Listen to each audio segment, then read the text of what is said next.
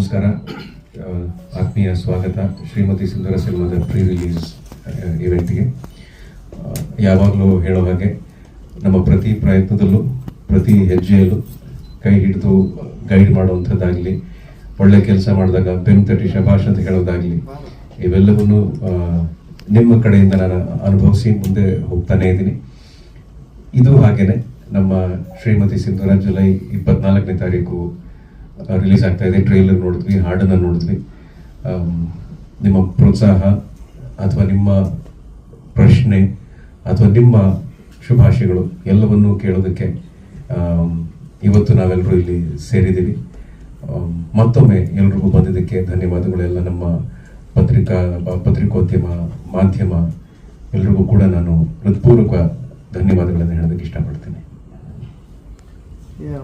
ಮಧ್ಯದಲ್ಲಿ ಮೈಥಾಲಜಿನೂ ಆಂಜನೇಯನ ಪಾತ್ರ ಎಂಟ್ರಿ ಆಗುತ್ತೆ.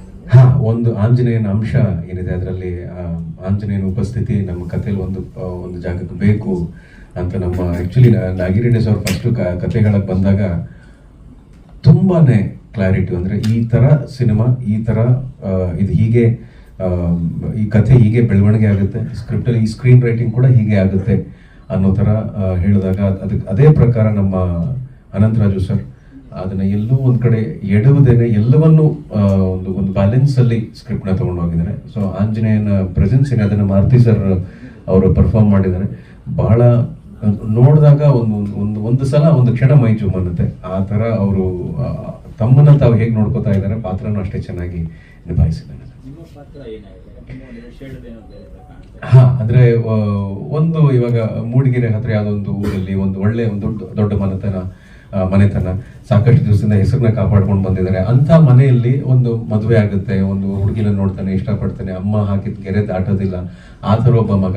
ಆ ಮನೆಯಲ್ಲಿ ಕೆಲವು ಇನ್ಸಿಡೆಂಟ್ಗಳು ಏನಾಗ್ತವೆ, ಕೆಲವು ಸನ್ನಿವೇಶಗಳು ಏನಾಗ್ತವೆ, ಯಾಕಾಗುತ್ತೆ, ಅದನ್ನ ಹೇಗೆ ಆ ಕನ್ಫ್ಯೂಷನ್ ಎಲ್ಲ ಹೇಗೆ ಬಗೆಹರಿಸ್ಕೋತಾನೆ. ಅಂದ್ರೆ ಸಾಧಾರಣ ಮನುಷ್ಯ, ಅಂದ್ರೆ ಈಗ ಏನು ಹೀರೋ ಅಂದ್ರೆ ಕಥೆಗೆ ಹೀರೋ ಅಷ್ಟೇ.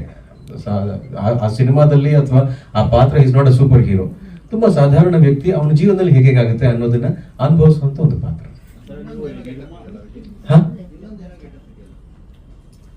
ಇದ್ರಲ್ಲ ಇಲ್ಲ, ಗೆಟಪ್ ಏನಿಲ್ಲ ಸರ್. ಕ್ಲೈಮ್ಯಾಕ್ಸ್ ನಲ್ಲಿ ನೋಡಿ ಹೇಳ್ತಿದ್ದಾರೆ ಅದು ನೀವು ಚಿತ್ರ ನೋಡಿದಾಗಲೇ ಆ ಗೆಟಪ್ ಅದೆಲ್ಲ ನಿಮಗೆ. ಅಂದ್ರೆ ಅದು ಆಂಜನೇಯನ ಉಪಸ್ಥಿತಿ ಅಂತ ಹೇಳಿದ್ನಲ್ಲ ಸರ್, ಅದು ಆ ಜಾಗದಲ್ಲಿ ಏನ್ ಹೇಳ್ತಾರೆ, ಅದು ಆ ರೀತಿ ಭಾಸವಾಗುತ್ತೆ ಅಂತ. ಆ ತರಕ್ಕೆ ಒಂದು ಶಾರ್ಟ್ ನ ಇದರಲ್ಲಿ ಹಾಕಿದ್ದಾರೆ. ಒಂದೇ ಗೆಟಪ್.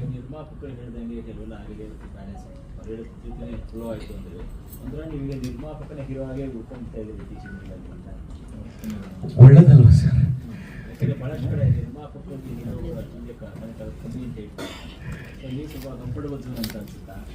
ಇಲ್ಲ, ಅದು ಏನಕ್ಕೆ ನನಗೆ ಗೊತ್ತಿಲ್ಲ. ನಾನು ಅವ್ರಿಗೆ ಧನ್ಯವಾದ ಅವ್ರಿಗೆ ಥ್ಯಾಂಕ್ಸ್ ಹೇಳ್ಬೇಕು. ಈ ಸಿನಿಮಾ ಕಥೆ ಮಾಡ್ಕೊಂಡು ಬಂದಾಗ, ಇಲ್ಲ ಈ ಪಾತ್ರ ನೀನೇ ಮಾಡಬೇಕು, ನಿನ್ ಕೈಲಿ ಮಾಡಿಸ್ಬೇಕು. ನಾನು ಅಂದ್ರೆ ನಾನು ಯಾರ ಹತ್ರನಾರು ಹೋಗ್ಬೋದಿತ್ತು ಈ ಪಾತ್ರ ಮಾಡಿಸೋದಕ್ಕೆ. ಅದಕ್ಕೆ ವಿಜಯರಾಘವನ್ ಅವ್ರಿಗೆಲ್ಲ ಮಾಡಿಸ್ಬೇಕು ಅಂತ ಹೇಳಿದಾಗ ಅನಂತರಾಜು ಸರ್, ನಾನು ಅನಂತರಾಜು ಸರ್ ಕೆಲಸ ಮಾಡಿ ಒಂದು 18 ವರ್ಷ ಆಗಿದೆ. 18 ವರ್ಷದ ನಂತರ ಅನಂತರಾಜು ಸರ್ ಫೋನ್ ಮಾಡಿ ನನಗೆ ಎಲ್ಲೆಲ್ಲ ಖುಷಿ, ಅಯ್ಯೋ ಮತ್ತೆ ಕೆಲಸ ಮಾಡ್ತಿದ್ದೀನಲ್ಲ. ಜೊತೆಗೆ ನಾಗಿರೆಡ್ಡಿ ಸರ್ ಈ ತರ ಕಥೆ ಹೇಳಿದಾಗ, ಗಂಗಡ ಬಂದು ಕೂತ್ಕೊಂಡು ಕಥೆ ಹೇಳಿದಾಗ ನನಗೆ ಬಹಳ ಖುಷಿ ಆಯ್ತು. ಅಂದ್ರೆ ಉದ್ದೇಶ ಇಷ್ಟೇ, ಒಳ್ಳೆ ಕೆಲಸ ಮಾಡಬೇಕು, ಒಳ್ಳೆ ಸಿನಿಮಾ ಮಾಡಬೇಕು. ಅದು ಯಾವ ತರನಾರು ಆಗ್ಬೋದು. ಸೊ ಹಾಗಾಗಿ ನಾನು ಚೂಸ್ ಮಾಡ್ತಿಲ್ಲ, ನನ್ನನ್ನು ಚೂಸ್ ಮಾಡ್ತೀನಿ. ಅದು ನನ್ನ ಅದೃಷ್ಟ.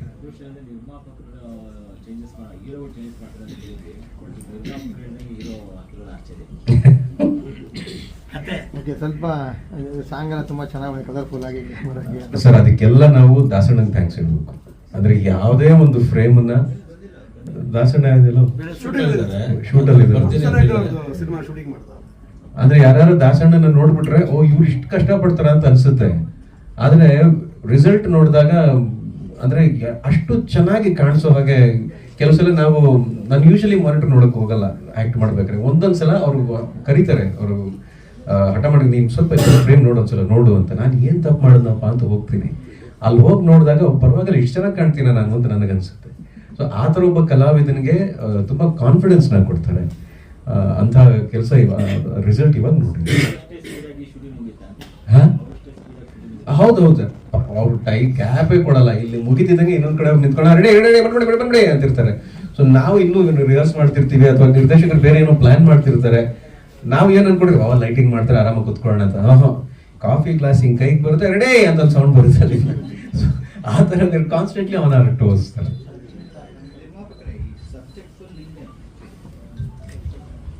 ಹಲೋ, ಹೌದು, ಸಬ್ಜೆಕ್ಟು ನಾನು ಮಾಡಿದ್ದೀನಿ ಅಷ್ಟೇ. ಸಿನಿಮಾ ಮಾಡಿರೋದು ಆರ್ ಅನಂತರಾಜ್ ಅವರು.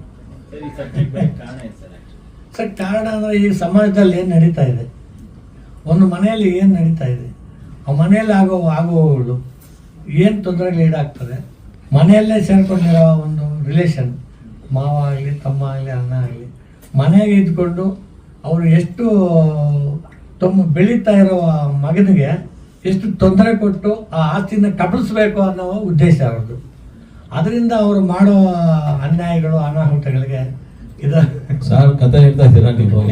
ಕತೆ ಹೇಳ್ತಾ ಇದ್ದೀರಾ?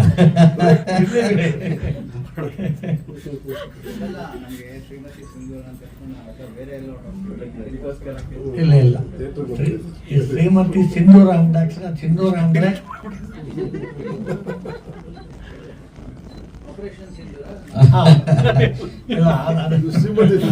ಆಪರೇಷನ್ ಸಿಂಧೂರನೇ ಬೇರೆ, ಇದು ಸಿಂಧೂರನೇ ಬೇರೆ. ನೀವು ಇಲ್ಲಿ ಕೂತ್ಕೊಂಡು ಒಂದೊಂದೇ ಬಾಯಿ ಬಿಡಿಸ್ಕೊಂತ ಇದ್ರೆ ದಯವಿಟ್ಟು ಒಳ್ಳೆ ಚೆನ್ನಾಗಿ ಬಂದಿದೆ. ನಮ್ಮ ಹೀರೋಗಳು, ನಮ್ಮ ಹೀರೋ ಅವರು, ಹೀರೋಯಿನ್ ನಮ್ಮ ವಿಜಯ ರಾಘವೇಂದ್ರ ಅವರು ತುಂಬಾ ಚೆನ್ನಾಗಿ ಮಾಡಿದ್ದಾರೆ ಇದರಲ್ಲಿ. ಅದು ಕತೆ ನೀವೇ ಕೊಟ್ಟಿರೋದು? ಹೌದು ಸರ್. ನಿಮ್ಗೆ ಈ ಕತೆ ಹೊಡಿಬೇಕಾದ್ರೆ ಯಾವ್ದೋ ಇದು ಮಾಮಾಪಕರಿಗೆ 20 ವರ್ಷದ ಅನುಭವ ಇದೆ ಸರ್. ಇದು ಕತೆ ಅಂದಾಗ ಸಾಮಾನ್ಯವಾಗಿ ನಮ್ಮಲ್ಲಿ ನಡೆಯೋ ಕತೆ ಇದು ಸರ್. ನಿಮ್ಮ ಹತ್ರ ನಮ್ಮ ಹತ್ರ ನಮ್ಮ ಮನೆಗಳಲ್ಲಿ ನಡೆಯೋ ಕಥೆಗಳು ಅದನ್ನೇ ಮಾಡಿದ್ದೀವಿ. ಚೆನ್ನಾಗಿದೆ ಇದು. ಅದಕ್ಕೊಂಚೂರು ಸಿನಿಮ್ಯಾಟಿಕ್ ಆಗಿ ಕಮರ್ಷಿಯಲ್. ಹೌದು, ಔಟ್ಪುಟ್ ನೋಡಿ ಖುಷಿಯಾಗಿ ನಿಮ್ಮ ಕತೆಗೆ ನ್ಯಾಯ ಸಿಕ್ಕಿದೆ ಅಂತ. 100% ಸರ್. ತುಂಬ ಚೆನ್ನಾಗಿದೆ. ನಾವು ನೋಡಿದ್ರೂ ಖುಷಿ ಆಗ್ತಾರೆ, ಪರವಾಗಿಲ್ಲಪ್ಪ ಒಂದು ಕತೆ ಮಾಡಿದ್ದಕ್ಕೂ ಸಾರ್ಥಕ ಆಗಿದೆ ಅನ್ನೋದು ನಿಮ್ಮಲ್ಲಿ ಬರ್ತದೆ.